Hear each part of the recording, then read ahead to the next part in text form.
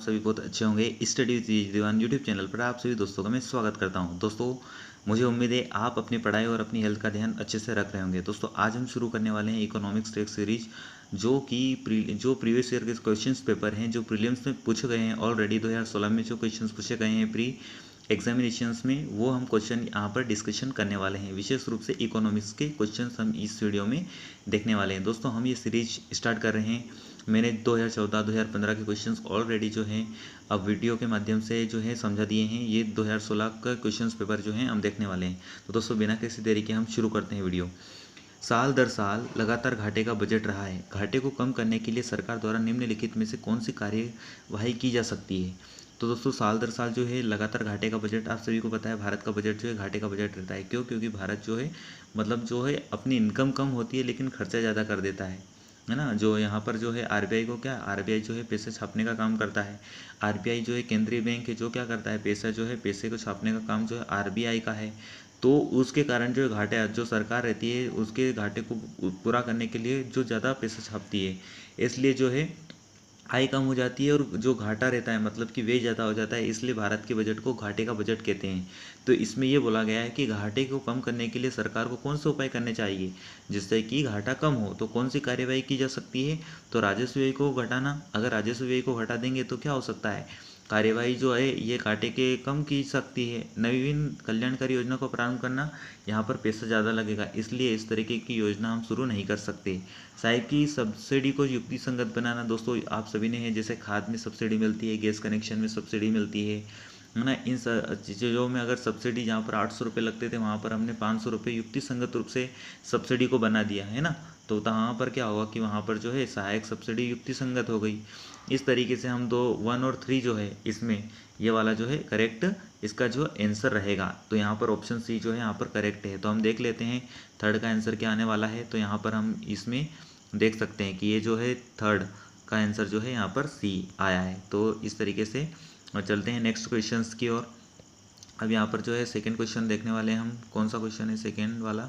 यहाँ पे second question ये वाला है कि जो है भारत में वित्तीय समावेशन को प्रोत्साहित करने की दृष्टि से भुगतान बैंकों की स्थापना की जा रही है।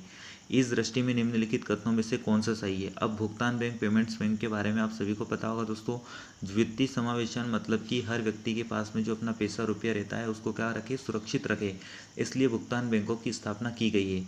तो यहाँ पर आप देख सकते हैं 3 जो है इसमें ऑप्शन है और आपको जो है 4 इस तरीके से जो है यहाँ पर यूपीएससी में क्वेश्चंस पूछे जाते हैं कि 4 आपको ये दे देंगे, ऑप्शन दे देंगे, और 3 जो है स्टेटमेंट्स है। तो आप इनको अच्छे से पढ़िए और इसके साथ में क्या करिए, अपना जो है आंसर दीजिए। तो जिन मोबाइल टेलीफोन कंपनियों और सुपर बाजार श्रृंखलाओं को स्वामित्व एवं नियंत्रण भारतीय व्यक्तियों के पास से वे भुगतान बैंकों के प्रवर्तक होने के योग्य है। भुगतान बैंक क्रेडिट कार्ड एवं डेबिट कार्ड दोनों जारी कर सकते हैं। भुगतान बैंक ऋण देने के कार्यकलाप नहीं कर सकते। तो दोस्तों, ये क्वेश्चन से इसका हम आंसर देखते हैं। फोर्थ का जो है आंसर क्या आने वाला है? फोर्थ का हम आंसर देखते हैं। फोर्थ का आंसर आएगा बी वाला। तो फोर्थ का यहाँ पर जो है आंसर देख लेते हैं कि फोर्थ का जो है आंसर क्या है। फोर्थ का आंसर जो है बी, 1 और 3 सही है। मतलब जिन मोबाइल टेलीफोन कंपनियों और सुपर बाजार स्वामित्व और नियंत्रण भारतीय व्यक्तियों के पास है वो भुगतान बैंकों के प्रवर्तक होने के योग्य है। मतलब जिनके जो है जो भुगतान बैंक से जो भी पेमेंट्स बैंक्स होती है, जैसे कि हम पेटीएम वगैरह से पैसे ये करते हैं, तो भुगतान बैंक्स जो भी होती है, जो भी पेमेंट्स बैंक होती है, उन बैंकों में क्या होता है कि भारत के जो व्यक्ति है उन व्यक्तियों के पास में अगर उनका क्या है स्वामित्व नियंत्रण है तो वही कर सकते हैं। और तीसरा स्टेटमेंट सही है कि भुगतान बैंक ऋण देने के कार्यकलाप नहीं कर सकते। तो दोनों स्टेटमेंट्स कैसे हैं, सही है, इसलिए ऑप्शन बी करेक्ट है। आगे बढ़ते हैं। ऑप्शन क्वेश्चन नंबर 6, अभिष्ट राष्ट्रीय निर्धारण अंशदान। अगर हिंदी में समझ नहीं आए तो इंग्लिश पढ़ें। इंटेंडेड नेशनली डिटरमाइंड कंट्रीब्यूशन पद को कभी कभी समाचार पत्रों, करंट अफेयर्स में से क्वेश्चन पूछे जा सकते हैं। किस संदर्भ में देख सकते हैं? तो युद्ध प्रभावित मध्य पूर्व के शरणार्थियों, आप इसको करिए दोस्तों, अटेम्प्ट्स लीजिए, तो आपको क्या होगा, आपको और अच्छे से समझ में आएगा। क्योंकि आप खुद अटेम्प्ट्स लेंगे तो आपको बहुत ज़्यादा परफेक्शन के साथ में समझ आएगा। इससे क्या होगा कि टाइम वेस्ट अपना ज़्यादा होगा, वीडियो लंबा बन जाएगा, आपको भी देखने में समस्या आएगी दोस्तों। इस कारण जो है आप इसको पहले पढ़िए, फिर जो है मैं डिस्क्रिप्शन आपको कर दूंगा। तो सब 6 वाला जो है क्वेश्चंस कहाँ है, 6 का आंसर जो है यहाँ पर बी है। तो ऑप्शन बी जो है इसका जो है करेक्ट आंसर है।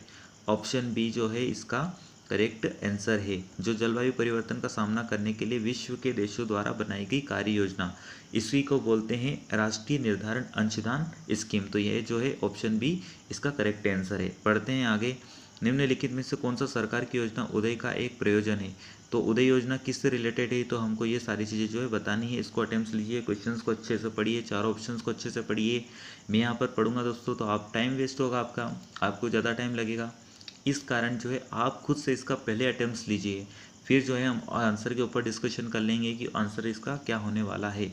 तो उदय स्कीम जो है आप उजाले वगैरह से इनसे रिलेटेड आप समझते होंगे कि बिजली वगैरह से रिलेटेड है, या फिर जो है ऊर्जा के नवीकरणीय स्रोत के लिए जो नए प्रवासी स्टार्टअप्स खोलने वाले उद्यमी हैं उनसे रिलेटेड है, या फिर कोयला आधारित कंपनियों के बारे में है, या विद्युत वितरण कंपनियों के बारे में, किन के बारे में है? तो इसका आंसर हम देख लेते हैं 7 का ऑफिशियल आंसर की में इसका आंसर देख लेते हैं। तो इसका आंसर जो है डी है। जो विद्युत वगैरह की जो कंपनियां होती है ना, उनके बारे में जो है इसका आंसर आने वाला है। तो ये जो है यहाँ पर इसका आंसर जो है कौन सा आएगा? इसका आंसर जो है इसका आंसर कौन सा आएगा? तो इसका आंसर ये वाला आएगा, धारणीय विकास लक्ष्यों के बारे में विश्व के देशों द्वारा बनाई गई स्कीम।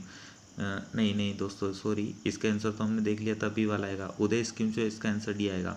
विद्युत वितरण कंपनियों की वित्तीय कायापलट और पुनरुत्थान का प्रबंधन करना। तो 7 का आंसर जो है वो डी है। अगर किसी प्रकार का डाउट हो दोस्तों तो आप कमेंट्स कर सकते हैं, और जो ऑफिशियल आंसर की में आप आंसर को मैच भी कर सकते हैं। कभी कभी समाचारों में दिखने वाले IFC मसाला बांड के संदर्भ में निम्नलिखित कथनों में से कौन सा सही है? क्वेश्चन नंबर 8 को जो है आप अटेम्प्ट लीजिए और इसमें से बताइए कि इसमें कौन सा क्वेश्चन जो है सही है। यहाँ पर जो है ऑप्शंस पे आपको दिखाए गए हैं, तो इन क्वेश्चंस को जो है आप अच्छे से अटेम्प्ट्स जो है यहाँ पर लीजिए। क्वेश्चन नंबर 8 का जो है हम आंसर देख लेते हैं कि क्वेश्चन नंबर 8 का जो है आंसर क्या है। तो 8 का है जो सी है। यहाँ पर आपको फैक्चुअल नॉलेज होना चाहिए दोस्तों। फैक्ट जो है आप अच्छे से पढ़िए, तो उनसे क्या होगा, आपको जो है अच्छे से समझ आने वाला है। तो यहाँ पर जो है क्वेश्चन नंबर का है, इसका क्या आने वाला है? क्वेश्चन 8 का जो है कौन सा आंसर था? क्वेश्चन 8 का जो है यहाँ पर सी है। तो क्वेश्चन 8 का जो है यहाँ पर सी आंसर आएगा। तो क्वेश्चन 8 का जो है यहाँ पर ये वाला सी जो है आंसर आने वाला है। आगे बढ़ते हैं। निम्नलिखित में से किसको भारत सरकार के पूंजी बजट में शामिल किया जा सकता है? अब पूंजी क्या होती है? तो पूंजी जो भारत सरकार का पैसा रहता है, पूंजी जो खर्च हो जाती है ना। सरकार जो रुपया होती है वो पूंजी रहती है, एसेट्स रहती है। कोई इमारत वगैरह हो, कोई एसेट्स, कोई ज़मीन वगैरह हो, तो ये क्या होती है? पूंजी बजट के अंतर्गत इनको शामिल किया जाता है। राजस्व बजट में जो रेवेन्यू कलेक्शन होता है, जो भारत से आयात निर्यात किया जाता है, वो सारी चीज़ें पूंजी बजट जो रहती है उसमें इमारत वगैरह ये सारी चीज़ें आ जाती है। तो जो है पहला ऑप्शन जो है वो आप पढ़ेंगे तो आपको पता चल जाएगा। तो पहला जो है वो सही लग रहा है ना। विदेशी सरकारों से प्राप्त ऋण, तो ये कोई नहीं हो सकता। तो दूसरा हम जो है इसको एलिमिनेट कर सकते हैं। अब फर्स्ट और सी बच जाएगा। तो राज्यों और संघ राज्य क्षेत्रों के अनुदत्त ऋण और अग्रिम, तो ये पूंजी बजट में शामिल है क्या? तो दोस्तों 12वें का जो है हम आंसर देख लेते हैं कि 12 जो है क्वेश्चन नंबर उसका आंसर क्या है। तो 12 का जो है डी आने वाला है। 12 का जो आंसर क्या है? 12 का जो आंसर है, 12 का आंसर 12 जो क्वेश्चन नंबर है उसका आंसर जो है डी है। तो 1, 2 और 3 तीनों चीज़ जो है किससे रिलेटेड है? तो पूंजी बजट से रिलेटेड है दोस्तों, है ना। विदेशी ऋण जो हमने इसको क्रॉस कर दिया, लेकिन फर्स्ट, सेकंड और थर्ड तीनों जो है ये किससे रिलेटेड है? पूंजी बजट से रिलेटेड है। अगर अब ऐसा क्वेश्चन आ गया तो पूंजी बजट को आप अच्छे से पढ़िए कि पूंजी बजट क्या होता है ना। अनुदात ऋण, इनके बारे में और अच्छे से आप खुद से डिटेल पढ़ेंगे तो आपको बहुत अच्छे से समझ में आने वाला है। आगे पढ़ते हैं। क्वेश्चन नंबर 14, हाल ही में IMF के SDR बास्केट में निम्नलिखित में से किस मुद्रा को जोड़ने का प्रयास किया है? तो ये एक फैक्ट क्वेश्चन है। तो इसमें जो है रेंड आएगा, है ना। कौन सा क्वेश्चन नंबर है ये? तो ये 14 है। तो यहाँ हम देख लेते हैं 14 का आंसर क्या आएगा। 14 का आंसर जो है वो डी आएगा। 14 जो है उसका आंसर क्या आएगा? 14 का आंसर डी आएगा। रेन मिन भी आएगा। तो ये एक फैक्चुअल क्वेश्चन है, तो इसको आप देख सकते हैं। सॉरी मैंने बी बता दिया था। इसका जो आंसर है, सही आंसर वो डी है। आगे बढ़ते हैं। अंतर्राष्ट्रीय मौद्रिक और वित्तीय समिति, international monetary and financial committee IMFC के संदर्भ में निम्नलिखित कथनों पर विचार करें। तो आप जो है इन क्वेश्चंस को अटेम्प्ट लीजिए दोस्तों। इसको क्वेश्चंस को पढ़िए और अच्छे से जो है इनको मतलब और अच्छे से मतलब इनको पढ़ के अब इसका आंसर जो देंगे तो आपको और अच्छे से समझ आएगा। तो हम 15 का आंसर देख लेते हैं कि 15 का आंसर क्या आने वाला है। तो 15 का आंसर जो है वो सी है। 15 का आंसर क्या है दोस्तों? तो 15 का आंसर जो है 15 का आंसर दोस्तों जो है वो सी वाला जो है 15 का आंसर है। तो ये जो सी है वो इसका आंसर है। फर्स्ट और सेकंड जो दोनों है वो इसके सही आंसर है। 16 वाला देखते हैं, एक राष्ट्रीय मुहिम राष्ट्रीय गरिमा अभियान क्यों चलाई गई। तो ये जो यूपीएससी का 2016 का क्वेश्चन है, तो इसको राष्ट्रीय गरिमा अभियान क्यों चलाया गया, तो ये मेला ढोने की प्रथा को समाप्त करना और मेला ढोने वाले कर्मियों के पुनर्वास के लिए जो है ये स्कीम चलाई गई। तो 16 का जो है आंसर देख लेते हैं। 16 का आंसर दोस्तों यहाँ पे देख सकते हैं आप, 16 का आंसर जो है सी आएगा। तो ये हमारा जो है आंसर ये वाला जो है 16 का सी, ये वाला आंसर जो है सही है। आगे बढ़ते हैं 18 नंबर वाला क्वेश्चन। ये सारे इकोनॉमिक्स के जो है हम क्वेश्चन देख रहे हैं। निम्नलिखित में से कौन सा कभी कभी समाचारों में दिखने वाले पद आयत आवरण का सर्वोत्तम वर्णन करता है।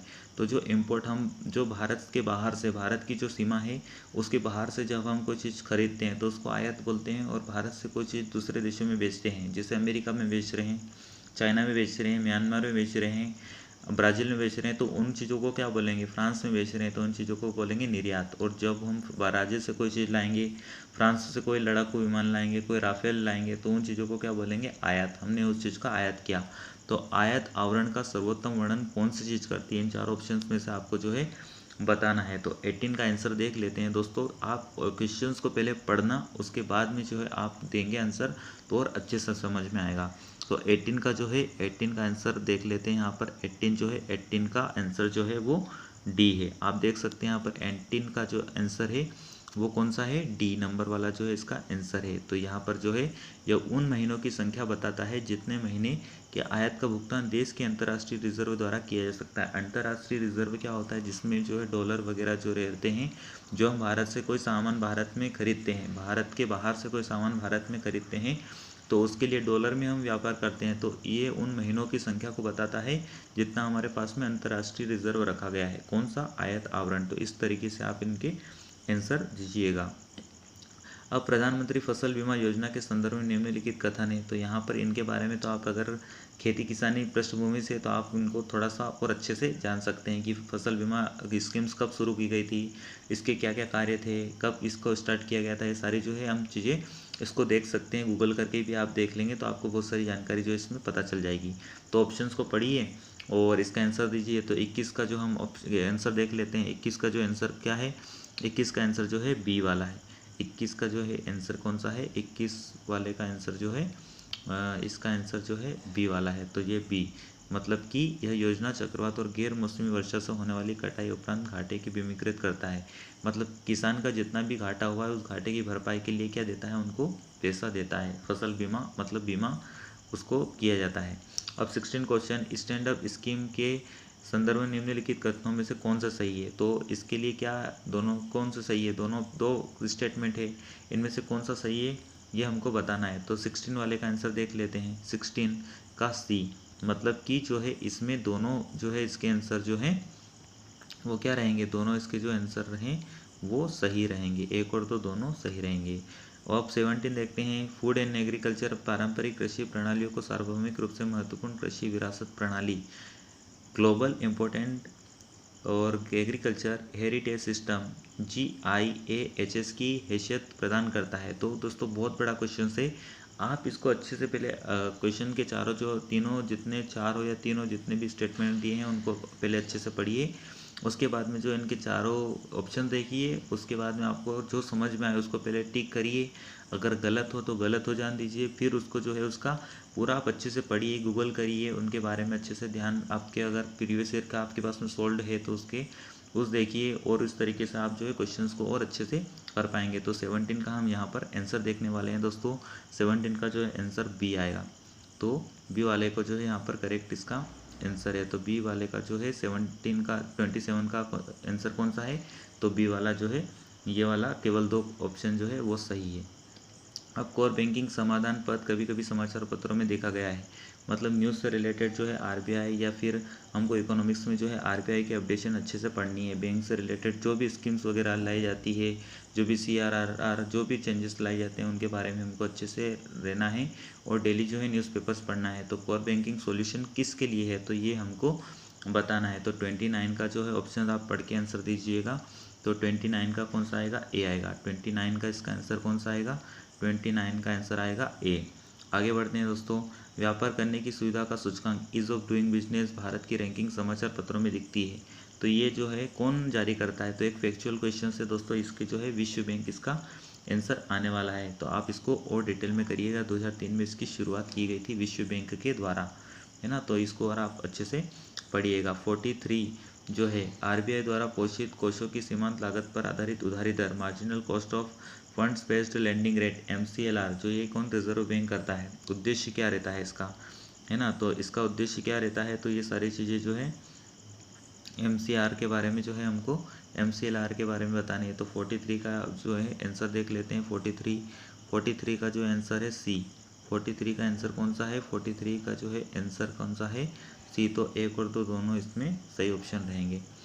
48 का गहन कदन संवर्धन के माध्यम से पोषण सुरक्षा हेतु पहल, है ना। जो ये स्टेटमेंट दिया है निम्नलिखित कथन में से कौन सा सही है। तो ये जो बताया गया है इसमें से कौन सा सही है, तो आप इनको स्टेटमेंट्स को पढ़िए और आंसर दिए। 48 का जी सी आएगा। एक और दो, तो